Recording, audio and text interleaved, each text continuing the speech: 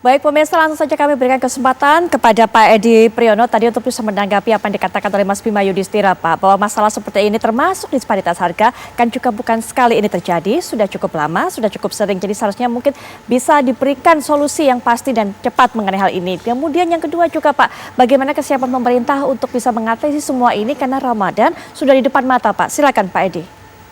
Saya punya waktu berapa menit nih? Saya bisa panjang, saya bisa pendek. Baik, mungkin bisa berikan yang singkat saja Pak, pernyataan singkat mengenai hal ini. Oke, jadi saya berusaha singkat ya.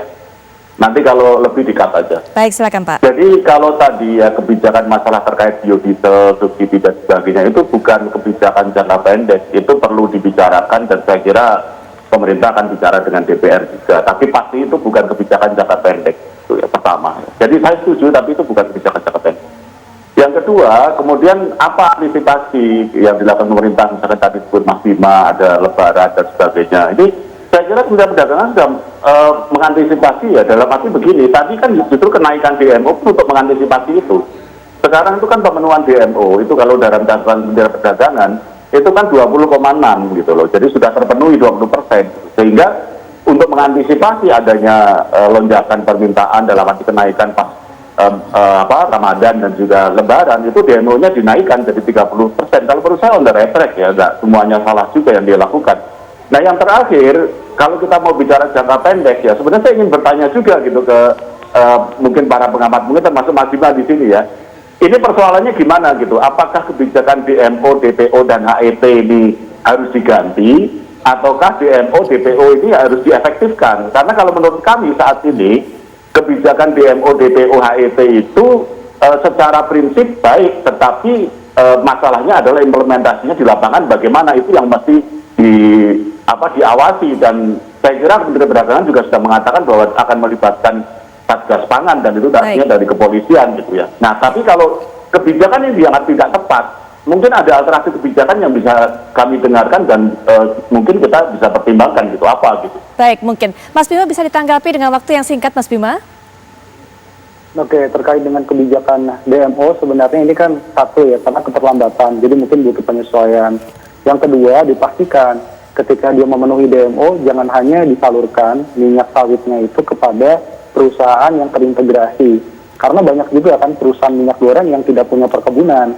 Nah itu kan repot juga tuh, karena kalau dia dianggap memenuhi DMO, hanya kemudian memenuhi pasokan ke anak usaha makanan minumannya misalnya, itu dianggap selesai. Padahal dia juga harus menyalurkan kepada perusahaan minyak goreng yang tidak terafiliasi.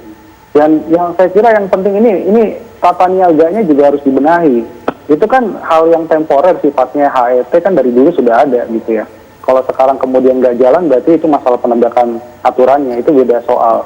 Tapi kalau yang masalah yang lebih krusial lagi, perusahaan-perusahaan minyak goreng ini jumlahnya sedikit, yang mendominasi maksudnya sedikit, ini harus dipecah. Baik. Karena kalau dia terintegrasi dari kebun sampai ke level distributor, ini nggak sehat. Baik, saya kira Mas. itu ya, jadi harus dipecah ya, biar persaingannya lebih sempurna lagi. Ya, baik. Terakhir dari Bang Deddy, mungkin bisa singkat Bang Deddy. Ya, saya kira tahun 2011 kondisinya sangat berbeda dengan situasi sekarang. Tadi saya sudah sampaikan bahwa sekarang aja industri turunan itu sampai 168, 2011 hanya 54 gitu ya. Lalu situasi globalnya juga berbeda, tidak ada program biofuel di masa lalu. Nah saya usulkan yang pertama tentu segera duduk bersama. Duduk bersama antara Kementerian Perdagangan dengan Kementerian Perindustrian, Kementerian Pertanian, Kementerian Keuangan, Polri, dan para pelaku usaha semua harus terintegrasi mencari pemecahan masalah jangka pendek ini gitu. Itu yang pertama yang paling penting. Yang kedua tentu tadi sudah disampaikan, yaitu perbaikan tata niaga dan rantai pasok. Ya. Karena kebocoran-kebocoran itu terjadi di sana. Kalau itu semua sudah mengalir dengan baik, maka panic buying tidak akan terjadi, kebocoran tidak akan terjadi gitu. Lalu Baik. yang ketiga tentu kita harus memikirkan bagaimana menyiasati disparitas harga tadi gitu. Karena ini juga penting sekali diakalin, karena itu tadi. Baik, kalau Pak Deddy. ada ketidakadilan antara pasokan untuk minyak goreng dengan untuk industri, untuk biofuel, maka persoalan ini akan terjadi gitu. Jadi ini harus duduk bareng semuanya kalau menurut saya gitu loh. Baik Bang Deddy, terima kasih untuk waktunya. Bang Deddy sudah terlibat dalam diskusi ini, memberikan pandangannya. Pak Edi juga terima kasih sudah bisa memberikan waktunya dan juga bisa memberikan informasi kepada kami. Mas Bima Yudhistira juga terima kasih sudah memberikan analisanya terhadap masalah minyak goreng ini. Sekali lagi terima kasih pada Pak narasumber. Nanti Pak Ngadiran masih bersama saya. Pak Ngadiran masih bisa kami berikan kesempatan untuk bisa terus menuangkan apa sebenarnya diharapkan oleh pedagang pasar dan juga pihak koperasi. Sesaat lagi. Baik, di segmen terakhir ini segmen penutup, Pak Ngadiran silakan kalau ada yang mau disampaikan Pak Ngadiran. Baik, makasih. Pertama, kami bagaimanapun juga memohon kepada pemerintah. Hendaknya kami selaku komunitas Kopas, Puskopas maupun Induk Koperasi Pedagang Pasar dilibatkan dalam hal menyalurkan minyak goreng yang selama ini sudah 6 bulan memang kami belum dilibatkan. Apa dosa dan salahnya? Kenapa kami tidak pernah dilibatkan atau tidak mau melibatkan kami? Buat apa adanya Kementerian Koperasi kalau memang gerakan koperasi tidak dilibatkan? Itu yang pertama.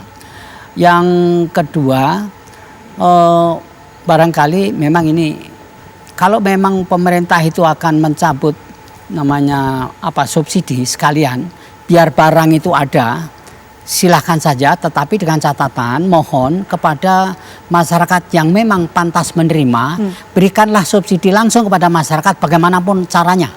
Tidak harus dengan, artinya rakyat mungkin melalui kemudian bisa membeli minyak goreng yang memang bisa disubsidi. Kalau memang ini menjadi hal-hal yang mungkin menjadi bias atau menjadi ada kesempatan orang menimbun, orang menyelundupkan, kenapa tidak? Jangan sampai semua jadi korban. Yang penting dalam menjelang puasa dan hari raya ini nanti bagaimana caranya agar supaya kita sudah terlalu lama lah menderita rakyat ini, perankan kami, libatkan dan agar supaya bagaimana kami bisa bantu masyarakat, bantu pemerintah. Baik, Pak Ngadiran. Saya pikir juga bantu pedagang lah. Terima kasih Pak Ngadiran. Ya, mohon maaf barangkali ada yang kurang berkenan. Baik, terima kasih Pak Ngadiran. Pemirsa, berbicara ini sekaligus juga menutup jumpa kita. Kami kembali esok. Saya Putri Viola pamit. Selamat malam. Sampai jumpa.